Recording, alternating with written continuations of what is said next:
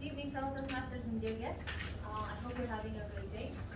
It's been a really long time since I've given a speech. I've actually checked EasySpeak and found out that my latest speech was on August 2020.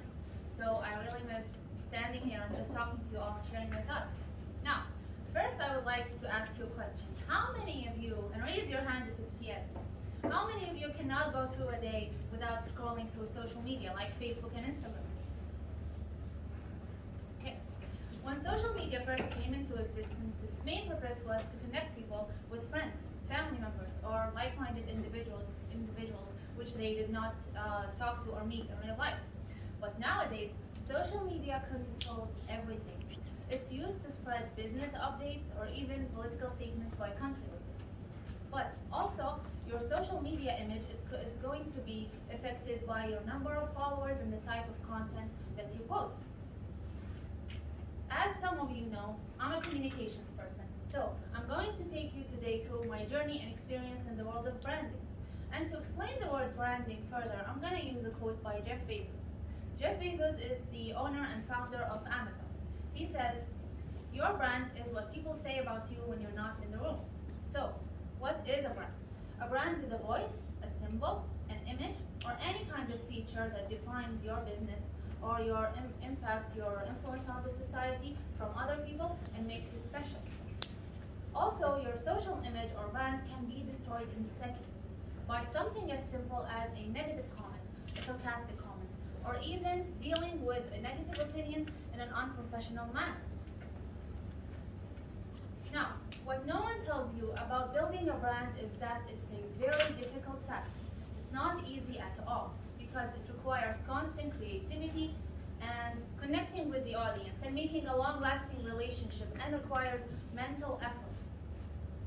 So, as some of you know, as I said, I work in communications and public relations, so for a very long time of my life, I worked in content creation and social media.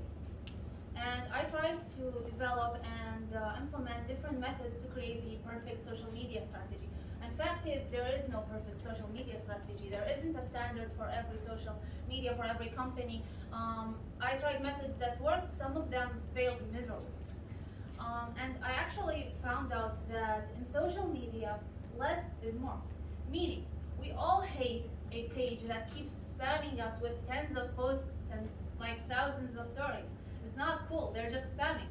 So we have to be effective in the kind of content that we post. Also, it's really important to stay on top of the world's trends. Like, for example, the trending hashtags, the news. So what I used to do is I check the weather, I check the country's situation, I check the economic and political updates every day. And you can do this simply by sitting on Facebook or watching the news for like 15 minutes. It's really easy. Of course, you do not have to follow every trend that is out there, because you have to have your own voice and your own style. And actually, some trends do more harm than good. For me, that's TikTok.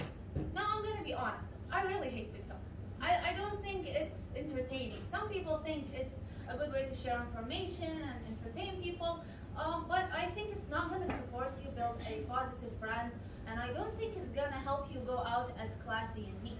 It's actually sets a bad example for young people, in my opinion, and you don't want that in your brand, in my opinion. Okay, now, you can get to choose the kind of impact or the kind of idea that people think about when they hear or see your brand by the type of content that you post and your style that you promote online. So you can be funny, you can be serious, you can be educational. For me, from my experience, I used to put the business standards in my head when I write every piece of content. For example, I say we are friendly, we are local, we are efficient. And every day I keep repeating this with every type of content that I write. So it became a part of my writing style and a part of my personality. I'm gonna give a small example before I move on to the last part that I'm going to talk about. Did you add Samah on Facebook? She has a brand. She is the strongest social image here. You know, she makes you expect what kind of content she's gonna post. It's always gonna be funny, depressing, dark humor, and she gives you an expectation of how many posts or the frequency of the posts she's gonna post every day. So, Samah, you have the greatest social media image here. I have to give it to you.